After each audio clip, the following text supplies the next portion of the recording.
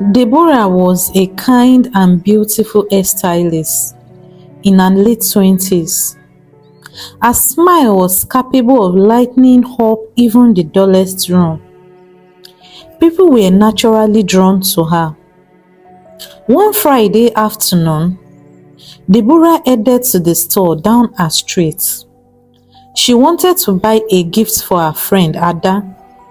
As she moved from shelf to shelf, she admired the variety of items, but she wasn't sure of what to buy. Suddenly, she heard a male voice behind her. "Excuse me, you dropped this," the voice said. Deborah turned around and saw a handsome young man, Femi, holding a bracelet he had picked up from the ground. "Oh, thank you. I didn't realize that the bracelet fell down. I wanted to put it in my purse," Deborah said gratefully. "No problem at all," Femi said as he handed the bracelet to Deborah. "Thank you again. I am Deborah," Deborah said and extended her right hand for an handshake. "I am Femi.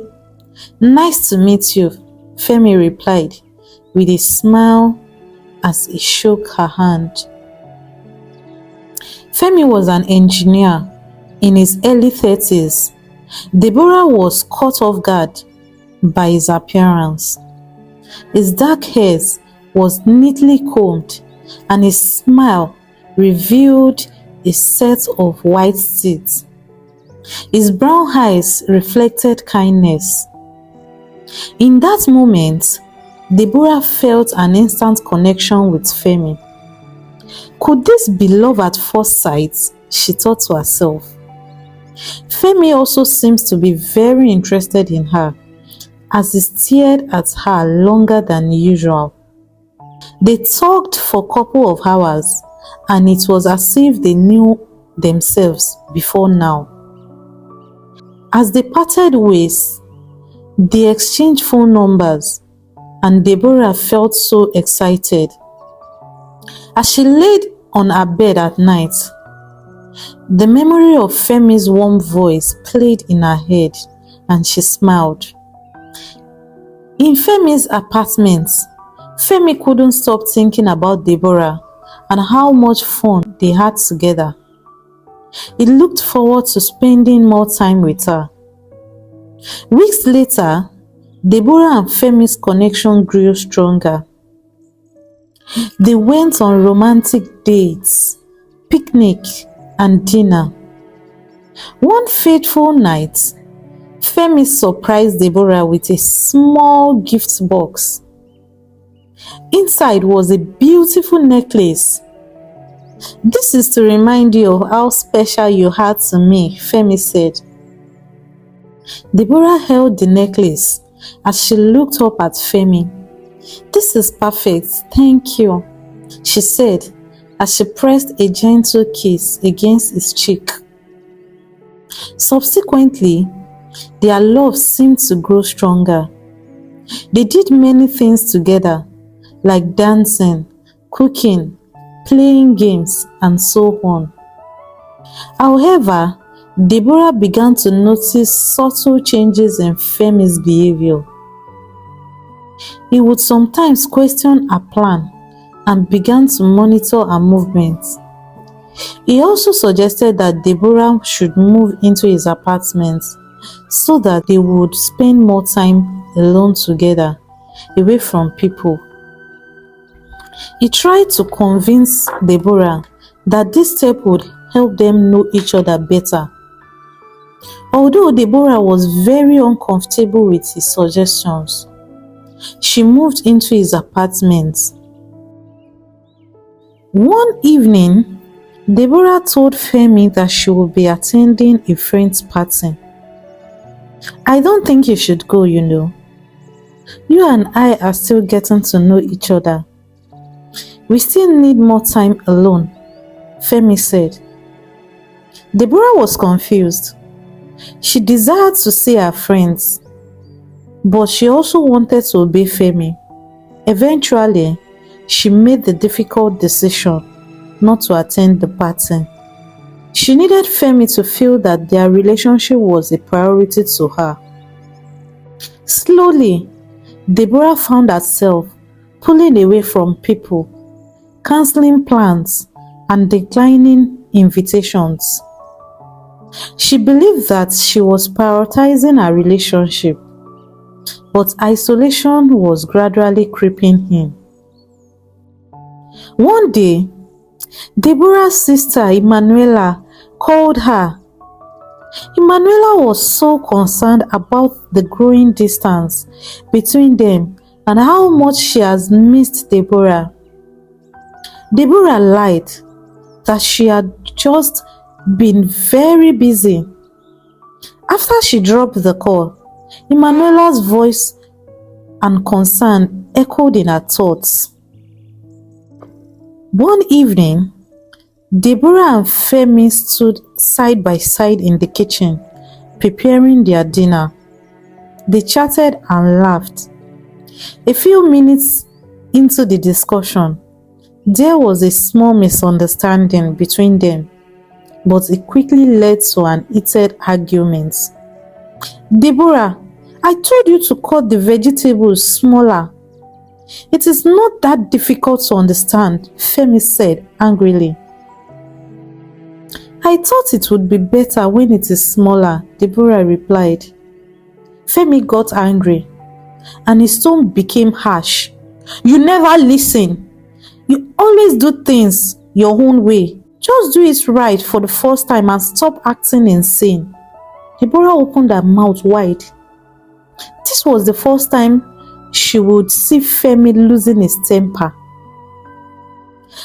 This wasn't the Femi that she had known and loved.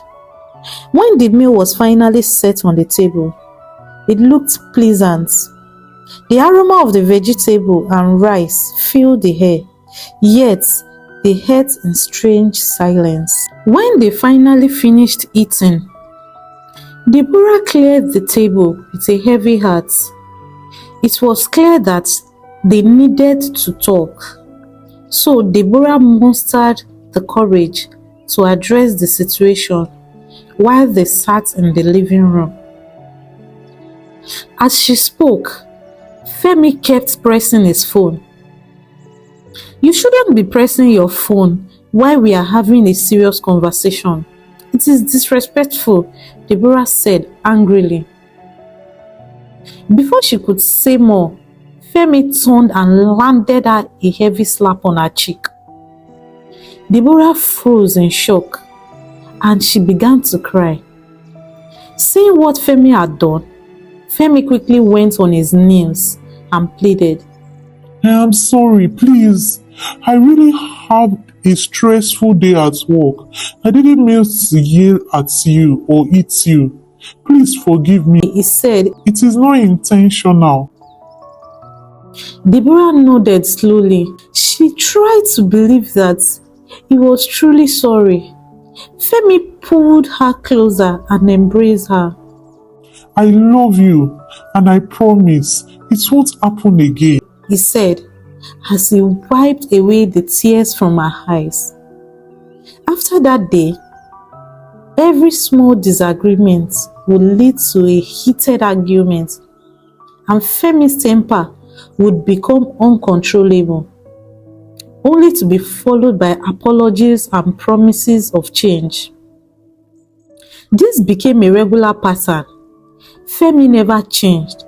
Instead, it was getting worse. One evening, as they were driving back home from a restaurant, Deborah tried to talk about their ongoing struggles. Femi, I appreciate that you are trying, but we can't keep going like this. We need a real change.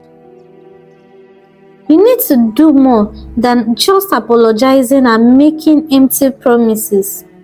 Femi, I think you need counseling, Deborah said sharply. Femi suddenly brought the car to a stop. Deborah could sense the anger in him and didn't utter a word. She began to tremble, unsure of what Femi could do at that moment. She felt as if the earth would open up and swallow her in. Femi turned to look at her. Deborah, what did you just say? I need counseling. Are you saying that I am not mentally stable? Do I look like I'm sick to you? Do you realize that you make me do all these terrible things I do to you? I am the man in this relationship. You should always listen and carry out my instructions. I am doing all I can to protect you, but here you are, ungrateful animal. Femi said angrily. What? Femi? Deborah interrupted sharply, trying to hold back her tears, but she could not. The hotness of the tears on her cheek reflected the pain that she felt on her inside. She was emotionally hurt. The more she tried to fight back the tears, the more hotness she felt.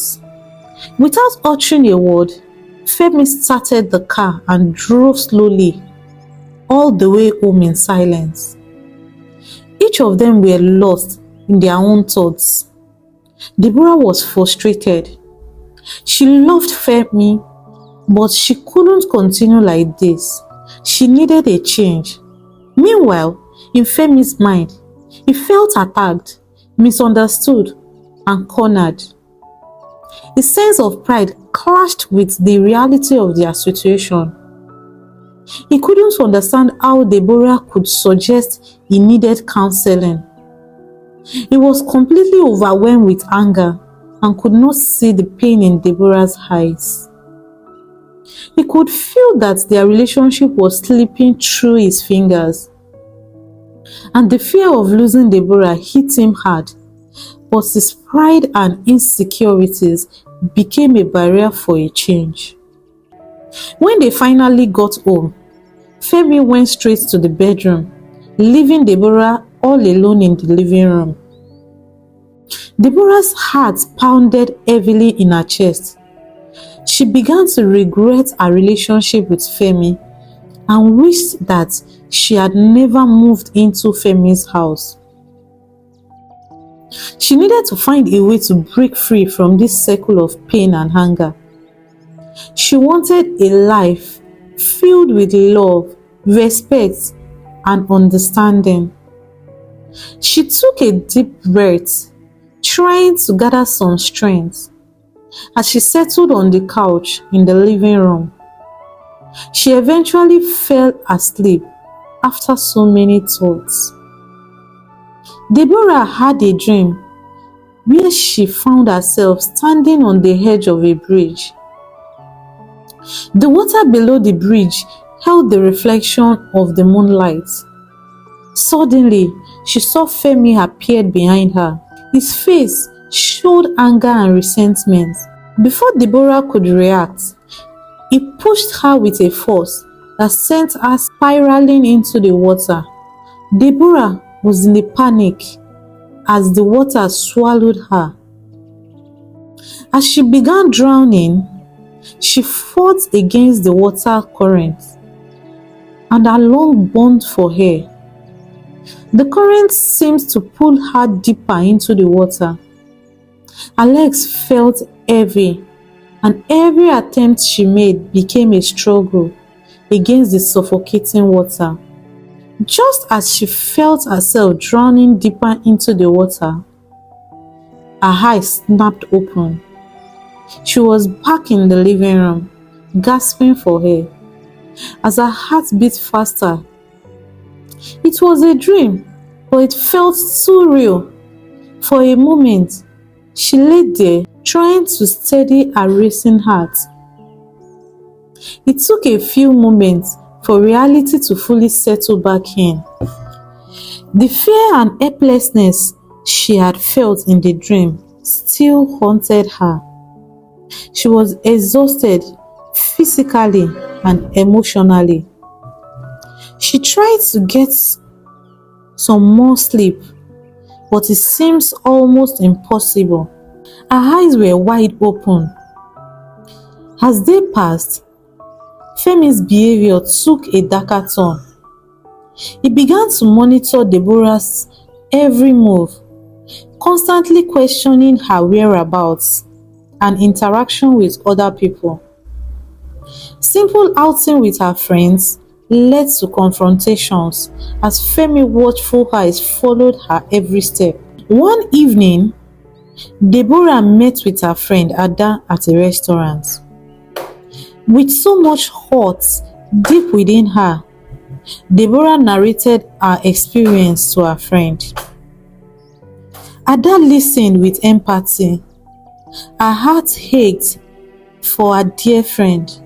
She promised to help Deborah out of her predicament. So with Ada's help, Deborah sought the professional help of a therapist.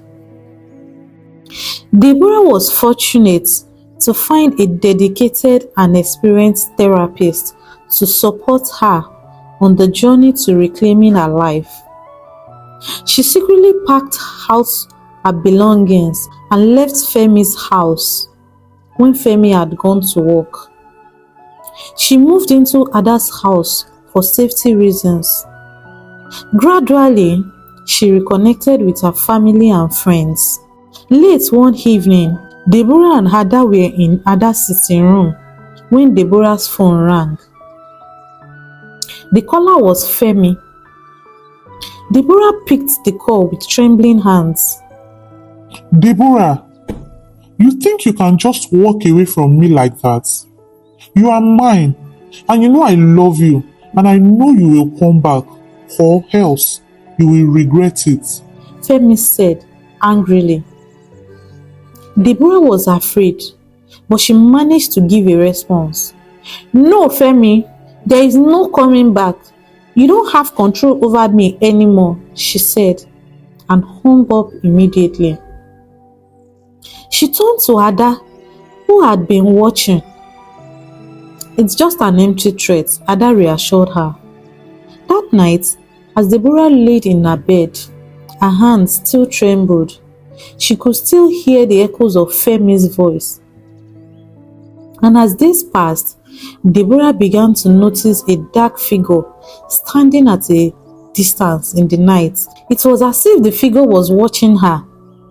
One night, she quickened her step, and as she turned to a corner, her heart hammered in her chest. There was a familiar car parked at the corner.